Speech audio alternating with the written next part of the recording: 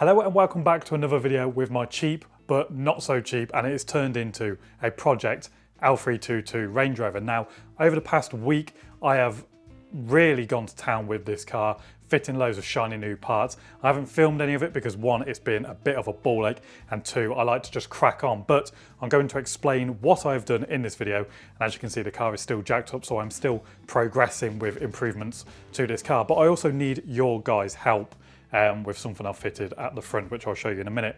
Now, it's a shame because I haven't actually driven this car in around 2 months, maybe even 3 months.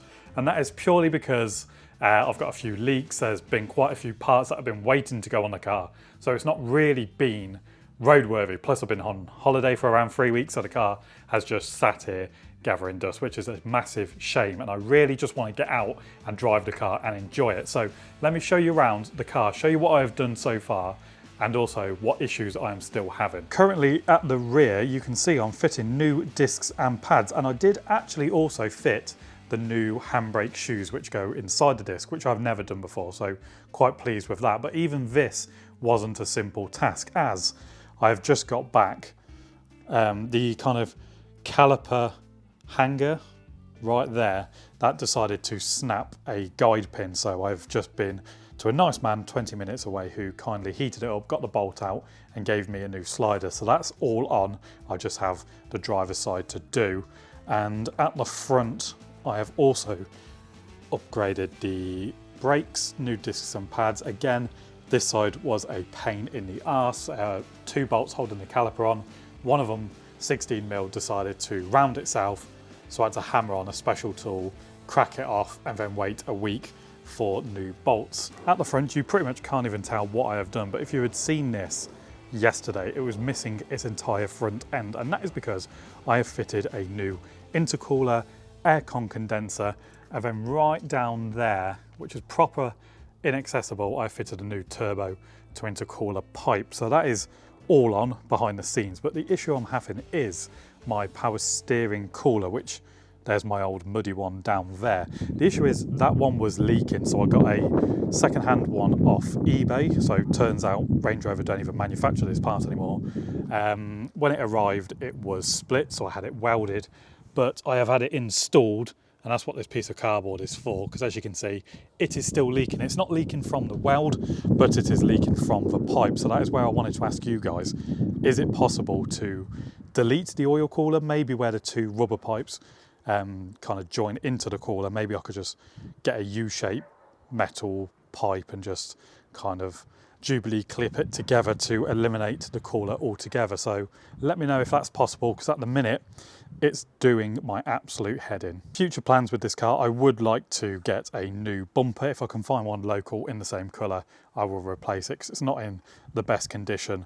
I also am missing that surround. I do also have new fog lights because these ones are muddy for some bizarre reason. Are we good? Are we good? How did it survive that? And down here I've got some buttoning up to do and install the under tray, but I don't want to do that until that leak is fixed. But that is where we are at so far. So let's get the wheel back on this side, fit the brakes to the other side, and then go out for our first road test and see if this car can finally become my daily.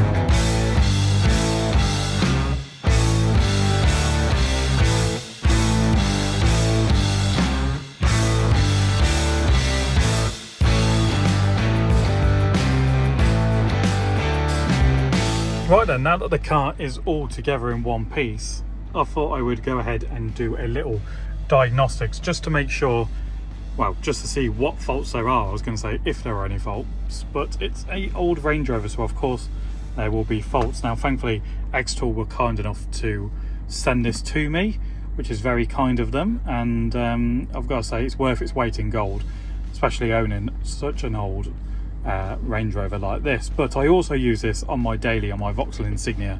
I was able to program a new DPF sensor and do a forced regen. So if I go into this and click automatic scan, as you can see, Range Rover things galore. We are already 7 out of 36 in, and we've got those faults already. So yeah, let's check these before we go out, see if there's anything of concern, or see if anything has been kind of caused by myself taking the front end off. As you can see, we have a fair amount of faults. Steering angle sensor, okay, that's a bit alarming due to my power steering leak. Level control module, parking brake control, don't really know why that's a fault because it seems to be working. I imagine these are all kind of linked together, maybe by one sensor, who knows. Transmission control module, okay.